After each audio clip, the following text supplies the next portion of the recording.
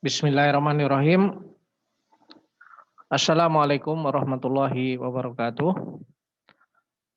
Selamat bertemu kembali di kuliah Rekayasa Kualitas dengan tema pada pertemuan kali ini adalah desain untuk sistem dinamis.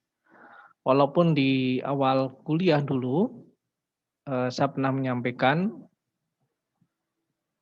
bahwa mayoritas dari apa yang kita pelajari di rekayasa kualitas itu adalah desain untuk sistem statis.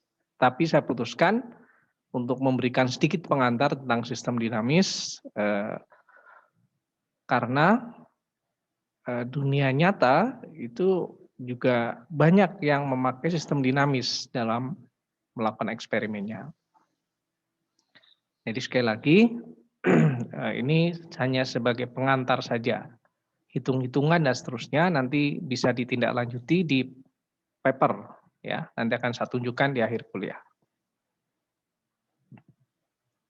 Oke. Seperti dijelaskan pada awal pertemuan ya bahwa sistem dinamis itu adalah ini menurut Taguchi sekali lagi adalah sistem yang melibatkan signal faktor dalam eksperimennya.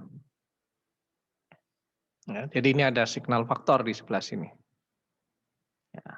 Atau kalau mau kita artikan secara luas, sistem dinamis adalah sebuah sistem yang merespon ya apa yang kita inginkan, yang kita masukkan di signal faktor.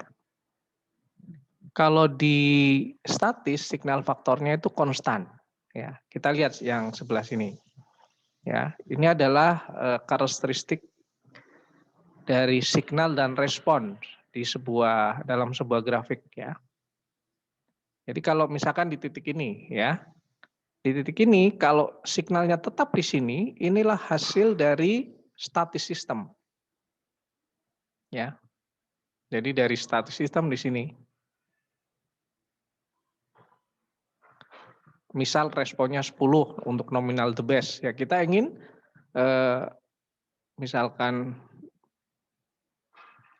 dimensinya 10 mili ya, signalnya ya tetap tidak dibuat macam-macam.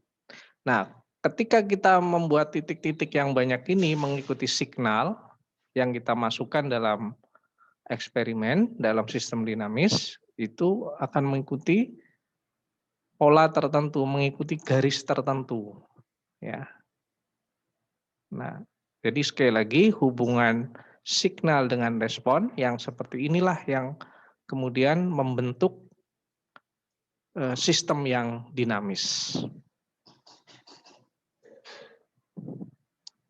Banyak sekali contoh sistem dinamis ya, perancangan produk yang sistem dinamis, bahkan mungkin sebenarnya realnya kalau kita mau lebih ke sistem yang lebih luas ya semuanya sistem dinamis.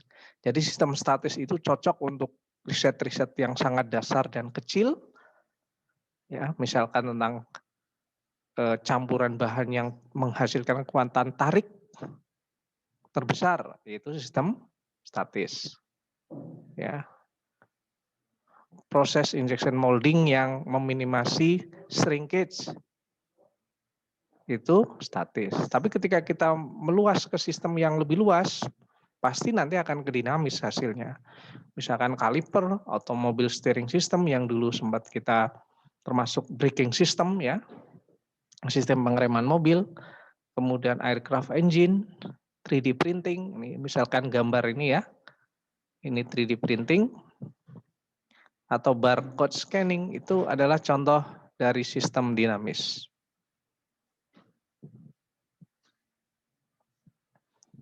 Apa perbedaannya? Tadi sudah disebutkan ya, ini diulang lagi dari. Jadi CF ini adalah kontrol faktor ya. Di statik itu kontrol faktornya kan juga bervariasi ya. Di dinamis juga sama. Kemudian tidak ada signal faktor yaitu M ya. Sekali lagi tidak ada signal faktor di statis, tapi di sini bervariasi signal faktornya. Kemudian for each row induce noise. Untuk setiap baris dalam eksperimen itu ada noise. Ini juga sama. Kemudian perhitungan nah ini yang nanti yang paling berbeda. Kalau ini kan hanya perbedaan di faktornya, tapi di perhitungan. Di statis, compute signal to noise ratio for each row, hanya satu baris. Tetapi di dynamics itu kita akan pakai double sum istilahnya ya. Ini single sum, double sum. Nanti ada contohnya. Nah, pembagian secara umum sistem dinamis itu dilihat dari signal dan responnya kan ya. Jadi ada signal, ada respon. Nah, kemudian signal itu bisa berupa kontinu, bisa berupa digital atau kategorikal lah gitu ya. Atau kalau bahasa lain dari digital itu ya pokoknya discrete. Nah, maaf, discrete ya. Jadi bisa kontinu, bisa discrete. Responnya juga sama, bisa kontinu, bisa discrete. Nah, tentu saja kalau dengan dua signal kemungkinan, dua respon kemungkinan akan ada kombinasi 4 seperti ini. Jadi ini signalnya kontinu, responnya kontinu, signalnya digital, responnya kontinu. Kalau bacanya dari ini juga boleh ya, responnya digital, signalnya kontinu, dan respon digital, signalnya digital. Ini contoh continuous. Jadi yang responnya kontinu, signalnya kontinu. Ya, CC gampangnya itu ya.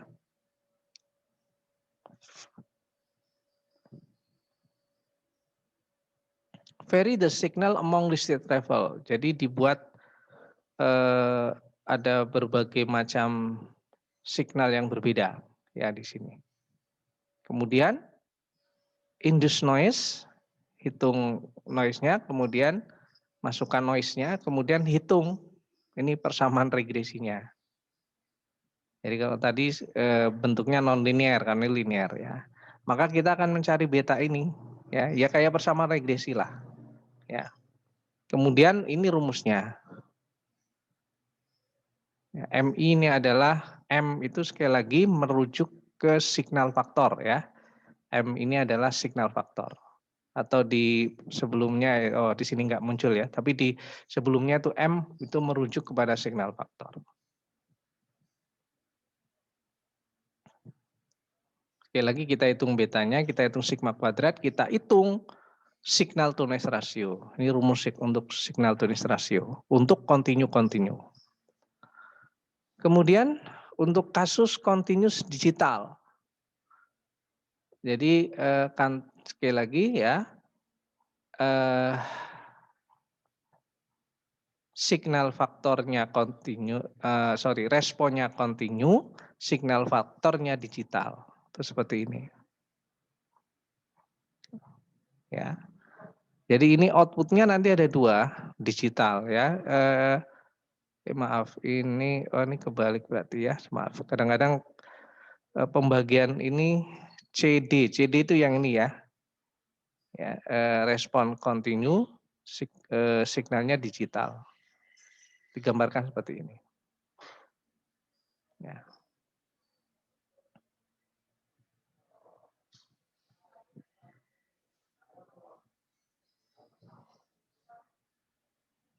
Oke, kita masuk ke contoh.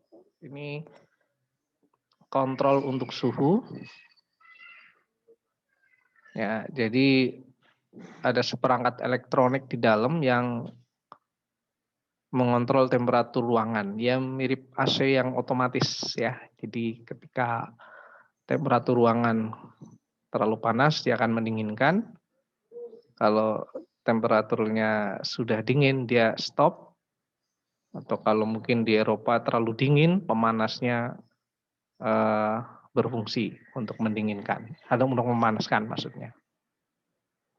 Kira-kira atau di yang lain misalkan untuk sensor oven gitu ya. di setup misalkan 200, ya maka dia akan mencapai 200, ketika 200 berhenti, ketika suhunya turun dia naikkan, dan seterusnya.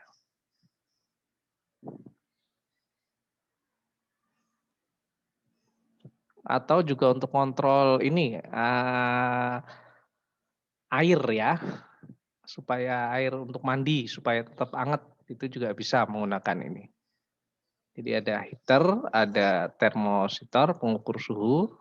Nah, yang di bawah itu thermometer control circuit.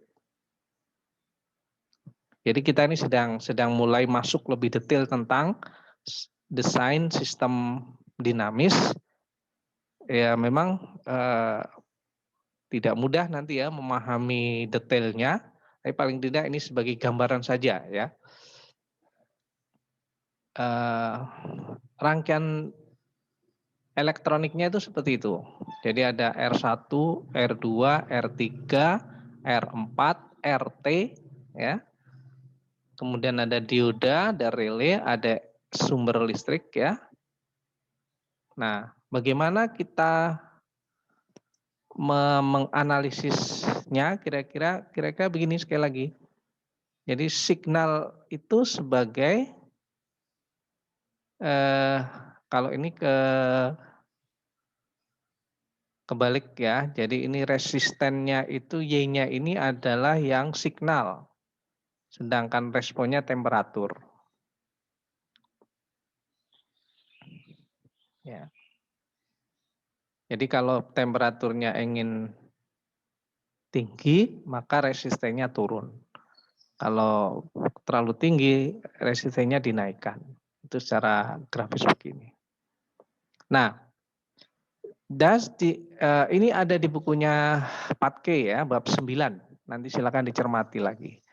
Thus, the ideal function of the temperature control can be written as follow. Provide a mechanism to set target value MT of RT. RT itu adalah resistor untuk, ini bagian sini ya, resistor untuk kontrol temperatur. Jadi kalau temperaturnya naik, ingin naik, maka resistornya diturunkan. Dan sebaliknya, yang ini. Ya. For every target of value RT, isn't the heater on and off at corresponding specific value of RT on dan RT off. Jadi dengan nilai MT tertentu, RT-nya, maka akan hidup dan akan mati. Ya. Menghidupkan itu berarti akan memanaskan misalkan, mematikan itu akan mendinginkan gitu. Nah, ini tadi yang kita sebut CC type system. This clearly a double dynamic problem. First, for the ability to set MT adalah CC type system, dan on off transition itu CD type system. Ya, jadi continue to digital. Nah, gambarannya kira-kira seperti ini ya. Jadi ini ada apa? Nilai RT-nya. Misalkan transistor tahanannya misalkan 10 itu off. Nah, tapi kan 10 nggak mungkin 10 ya, pasti ada nilai spesifikasinya atau distribusi normalnya. Jadi 10 minus sekian gitu ya. Ini RT off. Ini kemudian ketika mencapai 15 misalkan on dan seterusnya. Nah, kita kembali ke sistem tadi. Kita bagi ya. Bagi yang ini kembali gambar ini. Yang ini ya, itu kita akan eksperimen mana yang mau masuk faktor noise, faktor kontrol dan signal. Ini penjelasannya di sini. Ya. Tadi saya mungkin keliru ya, temperatur bukan ini. Oke. Saya keliru berarti. Responnya itu adalah nilai transistor yang ini, bukan temperatur. Jadi dari nilai transistor ini dia jadi bukan ke temperatur sininya, maaf. Karena kita sedang berbicara di sistem temperatur kontrol sirkuitnya ya. Jadi outputnya itu ada di sini responnya. Nah, respon ini akan tadi menghidupkan atau mematikan heater ya sehingga termonya naik, suhunya naik atau turun ya. Maaf, ini kalau kita sedang berbicara di sistem ini, bukan di sistem secara seperti ini, tapi sedang di temperatur kontrol sirkuit, termasuk eksperimennya itu hanya di level ini. Sehingga responnya adalah RT tadi. Agak ribet memang ya belajar sistem dinamis. Kontrol faktornya adalah R1, R2, R4, dan EZ. Nah, jadi ini pemahaman ini ya memang saya juga tidak paham ya rangkaian temperatur kontrol sirkuit, tapi disebutkan tadi R1, R2, R4, dan EZ. Ya, ini yang dikontrol 1, 2, 4, EZ. 1, 2, 4, EZ. Kemudian noise factor itu ada yang mempengaruhi R1, R2, R4, N0, dan EZ.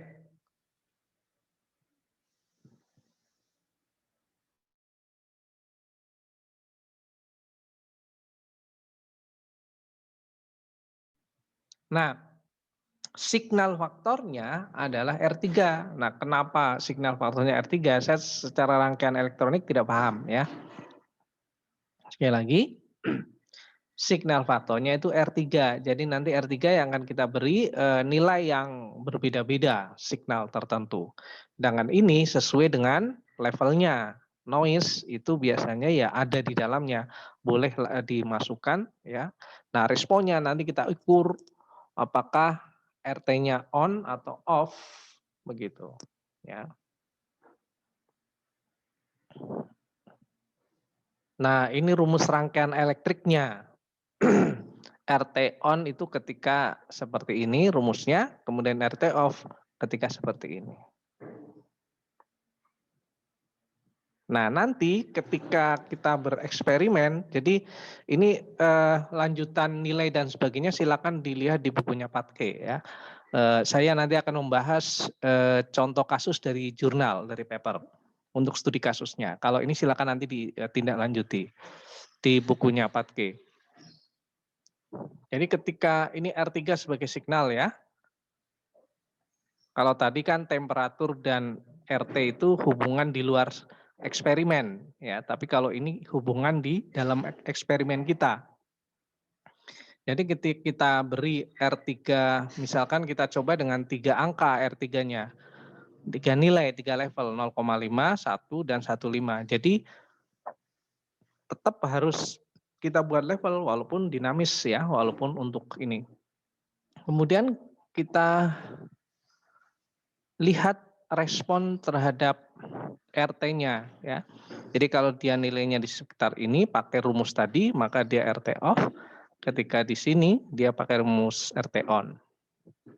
Jadi di luarannya, jadi misalkan kita beli 02, 05, 1, 1,5. Ya. Nah, ini sekali lagi RT on itu tadi kan ada persamaan regresi ya. Itu kita cari persamaan regresinya. Beta R3 ditambah E. Kemudian kita cari signal to noise ratio-nya untuk RT on. Rumusnya adalah ini. Ini rumusnya khas sekali ya, jadi beda dengan rumus-rumus sebelumnya ya. Jadi dicari regresinya dulu, kemudian baru dicari signal to noise ratio-nya. Sama untuk RT off, dicari ya regresinya, kemudian dicari signal to noise ratio-nya. Ya, itu rumus-rumus yang nanti akan kita pakai. Nah, sekarang kita masuk ke studi kasus saja supaya gampang. Ya. Ini sebenarnya bagus kalau untuk jadi referensi kalau ada yang mau ya tugas akhir mencoba pakai sistem dinamis ya. Tapi memang cukup sulit ya. Saya juga belum pernah mencoba dan membimbing ya. Jadi selama ini masih main di statis. Ini tentang barcode scanning dan scannernya tentu saja ya. Jadi barcode dan scannernya. Memang sih biasanya orang-orang yang bereksperimen seperti ini ya, itu orang-orang yang memang di bidangnya. Sekali lagi, rekayasa kualitas, metode Taguchi, statistik secara umum itu kan hanya tool ya. Sama Anda teknik industri misalkan, Anda punya begitu banyak tool, tapi kalau Anda nggak paham sistemnya ya nggak bisa ngapa-ngapain ya. Nah ini yang ngarang ini atau yang menulis ya, ini orang mechanical engineering. Dia menggunakan metode Taguchi dynamic. Oke kita lihat. Mereka menulis ada 7 prosedur ya, ada 7 urut-urutan bagaimana kalau kita ingin menganalisis atau bereksperimen dengan sistem dinamis. Pertama tentu saja kita identify the ideal function. Tadi kayak regresi yang ideal itu seperti apa sih? Itu tes secara teori mungkin bisa kita buat. Kemudian specify the input signal, tentukan input signalnya apa, output responnya apa, dan jangkauannya berapa atau levelnya berapa. Kemudian yang kedua, if necessary break down the system into several subsystem or module and specify the ideal function for each subsystem. Nah ini kalau sistemnya luas, besar, maka perlu dipisah-pisah lagi. Kemudian ketiga, predict critical noise factor, that's why the actual function from ideal. Jadi tadi kita kan punya nomor 1 itu, tadi kita udah punya fungsi yang ideal. And specify the range, of the noise factor, those noise factor. Kemudian yang keempat, select several signal factor level and few noise level. Ya. Kemudian yang berikutnya, yang kelima, maaf.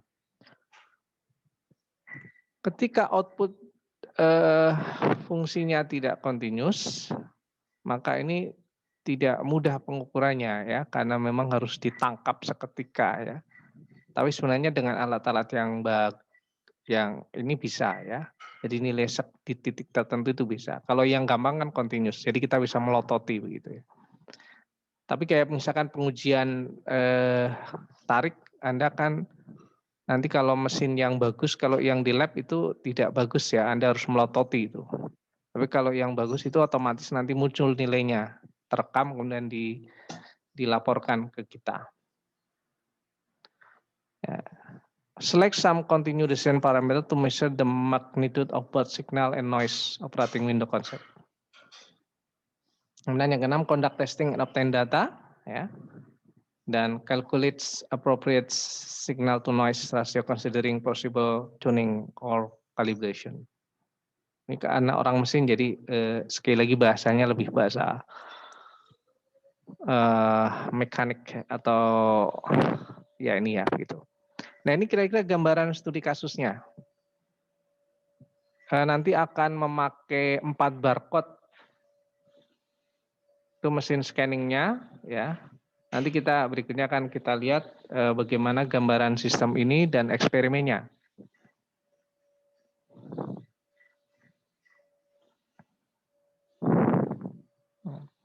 Oke lagi nanti kita akan men-scan 4 barcode untuk eksperimennya.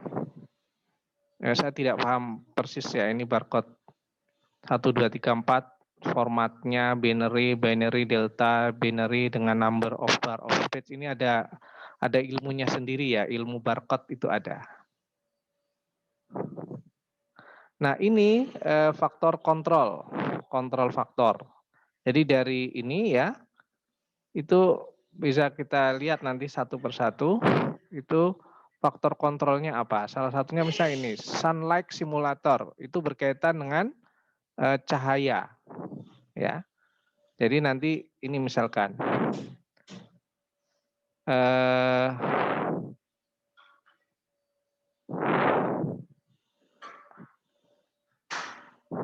Ini maaf, ini cahaya di sini sebentar. Oh, cahaya itu masuk noise nanti ya, masuk noise, bukan masuk ke kontrol.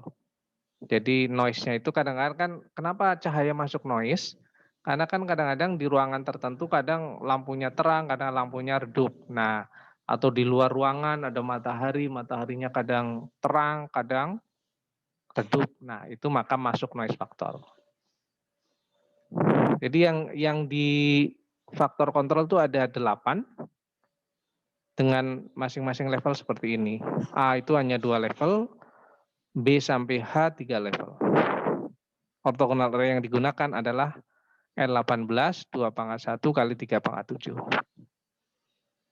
Ini sudah pas ya, sudah sesuai. Kalau saya menduga ini memang si pengeksperimenternya dia melihat orthogonal array dulu, kemudian yang paling mungkin pakai ini sehingga A itu dikorbankan dalam tanda kutip ya, tidak ikut 3 karena kalau 3 misalkan nanti eksperimennya tambah banyak karena nggak terlalu penting the aperture edge geometry maka cukup 2 level. Yaitu trik-trik bereksperimen begitu. Tidak harus mengikuti keinginan realnya. Kita boleh lihat dari standarnya dulu ya, orthogonal array-nya. Mayoritas pertimbangan itu karena faktor biaya dan waktu. Nah, ini noise factor. Noise factornya ini ya, temperatur tadi ya.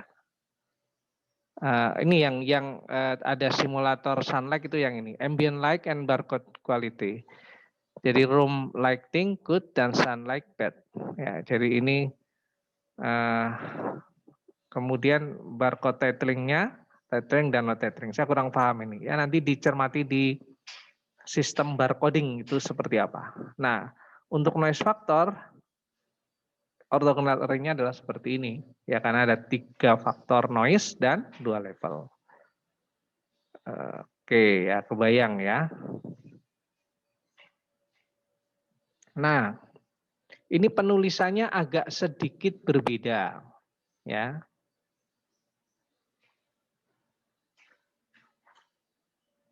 Oke, lagi di sini penulisannya akan sedikit berbeda.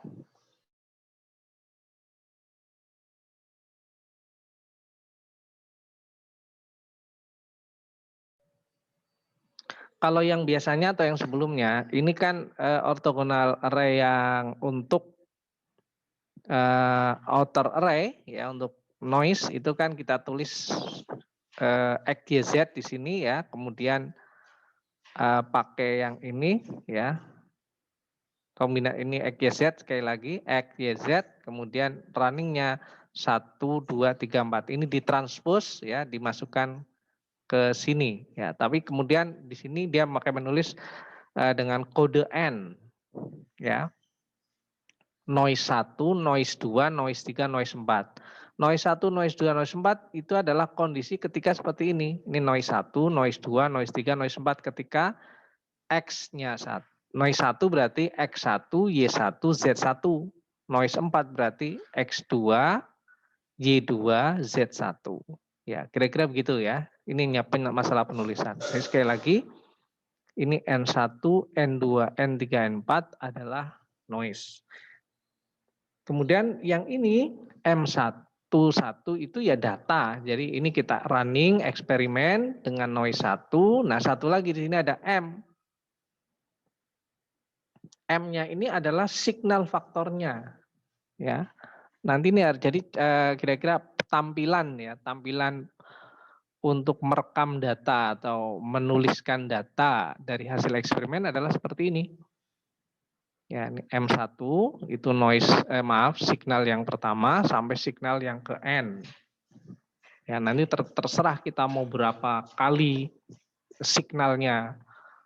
Ya, tadi kalau di contoh sebelumnya itu ada 3 kali ya. Jadi 0,5, 1 dan 1,5. Ya, yang tadi. Jadi sekali lagi, ini semua yang di sini itulah data yang kita peroleh dari eksperimen, misalkan yang ini ya. Berarti sekali lagi eksperimennya adalah faktor terkontrolnya adalah yang ini, kemudian noise yang pertama, tadi X1, Y1, Z1, kemudian signal faktor yang pertama, dan seterusnya. Kebayangkan ya, banyak sekali nanti eksperimen yang harus dilakukan. Nah, ini rumus-rumus yang digunakan. Tadi tentukan ideal function. Biasanya sih ada rumus teoretiknya ya, rumus regresi. Kemudian hitung signal to noise ratio. Kalau kasus ini sensitivitas dari barcode-nya ya. Ini rumusnya ya, ini rumus yang umum, ini khusus kalau diganti Y-nya 1 sampai YN. Kemudian dihitung ST-nya ya. Ini rumusnya. Dihitung S betanya. Ini rumusnya. Hitung SL-nya, ini rumusnya. Pokoknya ini rumus-rumus yang dipakai semua. Ya. Nah, contoh hitungannya ada di jurnal ya, di paper yang tadi. Nanti dicari aja di internet itu saya ada papernya atau nanti saya kirim saja lewat WA. Kalau yang 4G kan sudah punya ya. Nah, ini hasil kalau hasil eksperimennya itu tidak disebutkan di sini ya. Ini langsung dihitung aja SN rasionya dan sensitivity. Sensitivity ya rata-ratanya kira-kira gitu ya. Rata-rata kan kalau dalam eksperimen tadi itu selalu ada respon dan SN rasio ya. Jadi sensitivity adalah responnya. Nah, ini data sekali lagi untuk barcode ke-1, kedua, ketiga. Sebenarnya ini kalau kita hanya ingin menguji barcode yang pertama ya datanya hanya ini saja. Nah, cuma di paper itu tidak disebutkan data ini tuh berapa saja, itu nggak ada ya. Tapi ya sebenarnya ini sekali lagi sensitif ini diperoleh dari rata-rata ini. Ini dihitung misalkan, ini tadi kan ada data begitu ya. Ini semuanya dihitung semuanya nih. Ya. Dihitung di rata-rata dibuat. Ini satu begini itu untuk satu barcode ya. Jadi kalau kita mau menguji 4 barcode ya ada 4 begini. Ya, karena barcode-nya itu bukan level ya, tetapi alat yang akan kita coba ya.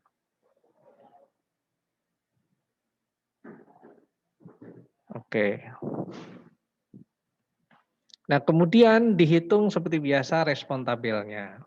Seperti biasa ya. Dihitung level 1, level 2, level 3. Ya dari sini dihitung. Ini dihitung aja. Ya misalkan sekali lagi bayangkan kalau kita hanya punya satu kali eksperimen ya dihitung aja yang ini. Ini juga dihitung. Sekali lagi data ini tuh sudah data matang dari eksperimen mentah yang tidak dilaporkan di paper itu. Sangat biasa ya dalam paper itu data utama itu tidak ditampilkan. Jadi kita akan sangat baik kalau menampilkan data asli dari eksperimen kita. Karena itu termasuk data perusahaan, kira-kira gitu, data pribadi yang bisa saja nanti disalahgunakan oleh orang untuk riset yang lain. Sekali lagi, setelah data ini data utama diperoleh, dibuat SN rasio dan dihitung sensitivitasnya untuk masing-masing barcode. Setelah eksperimennya tadi ya, dimasukkan M1, M2 dan sebagainya, dihitung. Kemudian dihitung level dan level 1, 2, 3. Seperti biasa dibuat draft seperti ini. Ya. Saya kira ini mudah ya mengubah. Ini SN rasionya, ini sensitivity-nya. Dengan analisis yang sama, ini di paper ini tidak disebutkan, tapi Anda bisa melakukan. Ya, itu ya ketemu nanti optimal configuration-nya adalah A2, B2, C3, D3, S1, F1, G2, H2. Ini tidak ada analisis variansi ya, jadi semuanya dianggap penting. Ya. Jadi apapun hasilnya, pokoknya semua faktor nanti akan dimasukkan. Kemudian eksperimen konfirmasi. Juga tidak disebutkan ya, ini data dan sebagainya, pokoknya hanya muncul begini saja.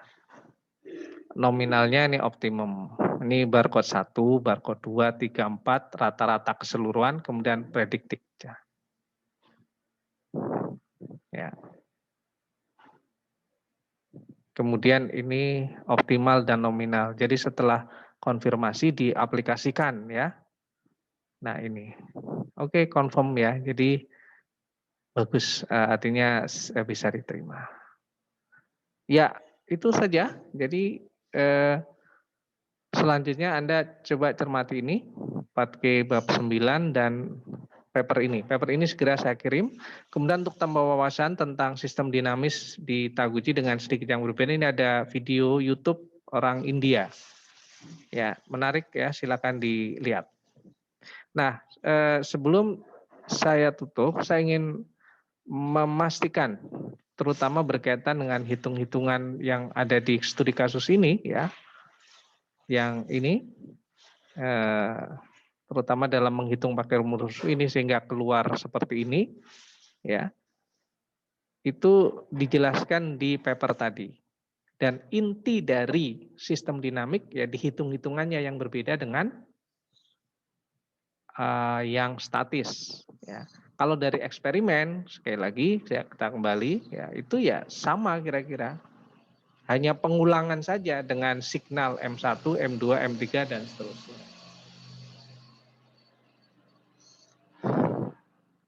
Begitu yang bisa saya sampaikan berkaitan dengan materi design of dynamic system-nya Taguchi. Mohon maaf kalau ada yang kurang jelas, silakan dibaca sekali lagi. Ya, ini tugasnya. Ya, nanti saya kirim, silakan dicermati, baca dan pahami paper dynamic Taguchi. Termasuk di setelah referensi itu ada contoh hitung-hitungannya, jadi cara menghitung. Ya, dan insya Allah nanti kita lanjutkan ke materi berikutnya dual respon. Mohon maaf sekali lagi, billahi taufiq wal hidayah. Assalamualaikum warahmatullahi wabarakatuh.